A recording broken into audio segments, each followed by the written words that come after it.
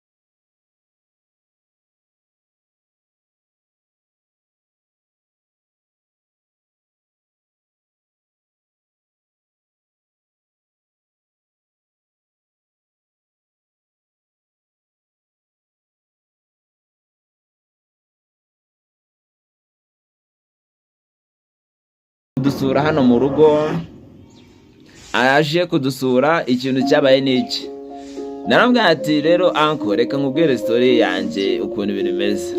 Buriya nubwo uri umuntu mukuru, ntago ikintu cyo na kimwe wandusha, nzi neza niziho ikintu na kimwe utandusha niki. Ikintu cyo guhekenye ikijumba ntibibaho nuko wabindusha. Yarambaraje bambwira ngo nabivuze mu mvugo ivuga ngo ako ngo wadusha guhekenye ikijumba. Iyo nkuru nyibutse ndaseka cyane, ndetse ngumva nyine biri amazing. Ngumva nyine icyo gihe wakinsubizamo nkareba uko byari bimeze, nkareba nyine bikantera amatsiko cyane bijya bintera amatsiko cyane. Yabaga umuntu yibeta gato agasubira mu bwana, nazibeta nanjye nkajya kureba icyo gihe ndi kubwira ngo anko ntabwo yandusha guhekenya ibijumba kabisa. Rero ni wowe, iyi ni story yanjye, ni ibintu bijya binsetsa nibuka ku buryo nshobora no kuba ndyamye nkabyibuka nkaseka. Nawe ni wowe kugira ngo utubwire, ese mu bwana bwawe niki ujya wibuka right now ukungana uku nguku waba warakoze mu bwana bwawe gisekeje cyane, kiri amazing ku buryo umuntu yashobora kuba yakibona cyangwa se yacyumva kikamusetsa cyane. That is time for saying that. Write on the comments what you have been ever forgotten in your mind when you are still young. Ciao on the mic, ni Mr. Fanning bisanzwe. Flowing, ukore subscribe kuri channel yacu yitwa Innovation TV Show, aho uzajya usanga ibintu bitandukanye cyane, ndetse inkuru zisekeje cyane, inkuru zo mu bwana bwacu, inkuru twagiye tunyuramo muri life, ubuzima twanyuzemo muri hard. Kabisa following, ndetse ukore subscribe kandi like, ndetse muri comment aho hepfo gutya hano aho ngaho muri comment kabisa aba ariho uza kugira ute uza kutwandikira story yawe kugira ngo twumve uko iyo story yawe byari imeze. Ewana ciao cyane Mr. Van the Mike nk'ibisanzwe, ndabakunda cyane. Utafluency ntabwo wazongera kumbona. Ni Mr. Van. Ladies and gentlemen, ndabasuze cyane aho muherere hose, ndetse yaba mu gihugu ndetse no hanze yacyo. Today is the Sunday, ndatekereza yuko mumeze neza kabisa. Ewana abagiye gusenga ndetse n'abatagiye gusenga basengeye mu rugo, ndababwiye ngo kabisa amahoro y'Imana abane namwe, ndetse ewana ibintu bigende bikomeza bimera neza. Ewana vibe y'Icyumweru mugomeze enjoying where you are located right now, where you are. Ewana ndababwiye ngo ibintu muze kuba mubyenjenga cyane kabisa, mwenjoyingana n'iyi video yacu kabisa. Uyu munsi tugiye kuganira ku bintu bitandukanye cyane, ibintu mutigeze munamenya mbere kabisa. Ni ibintu tugiye kubahishurira, ibintu mutigeze mumenya hagati y'umukobwa ndetse n'umuhungu. Niba uri mu rukundo, ewana liking ino video. Niba utari mu rukundo nabwo liking kugira ngo ubujye mu rukundo, cyangwa se niba udashaka no kuzarujyamo ntuzigere urujyamo kabisa. Ushobora kuba ushaka kuzaba padiri, cyangwa se ushaka kuzaba undi muntu uwo ari we wese, cyangwa ushaka kuzibera master. Iyi video yagufasha kabisa. Uyu munsi rero tugiye kuganira ku bintu bitandukanye cyane, ibintu bigiye bitandukanye. Niba utaraflowinga cyangwa turakora subscribe kuri channel yitwa Innovation TV Show, wacikanwe. Kora subscribe, ujye kuri TikTok following 001 Mr. Van, ujye kuri Instagram following Mr. Van kabisa, kugira ngo uzajye wumva ibiganiro bitandukanye, wumva inyigisho zitandukanye, ndetse unenjoyinga bitandukanye ku mbuga zose kabisa zigiye ziriho ibintu byanjye. Nuko rero uyu munsi tugiye kuganira ku mabanga agiye akomeye cyane, amabanga ari hagati y'urukundo. Niba uri mu rukundo ariko ewana umuntu mwicaranye mubwira ngo I love you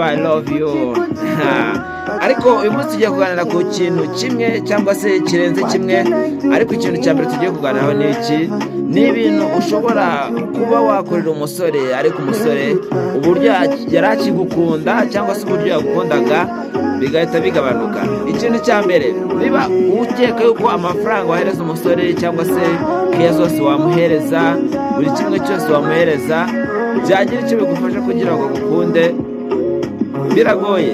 Umusore agukunda bitewe n'uko hari kriteriya agenderaho yakubonyemo wujuje.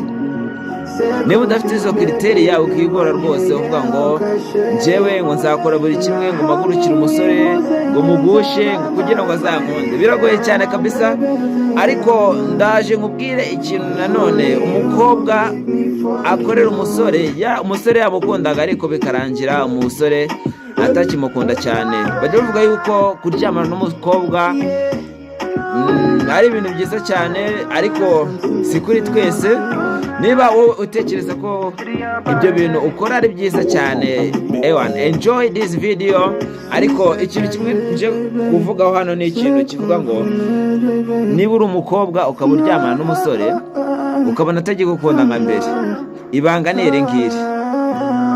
Hari ikintu yakubonagamo mutararyamana, yarakubonaga wenda uteye neza, uteye nk'igitunguru, reka tubivuge gutyo, akabona uroroshye, akabona ibintu byose ni okay.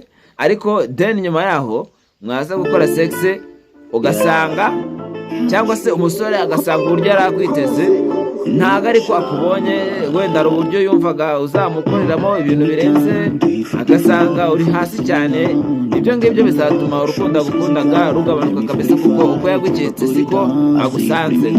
Nanone mwabasore mwe ikintu giye kubashurira ni kimwe, amafaranga wahereza umukobwa ukiye wamwitaho, buri kimwe cyose wamukorera, ikintu cyose wakorera umukobwa we adashaka yuko mukundana, kugira ngo ukabimukora ushaka ko mukundana.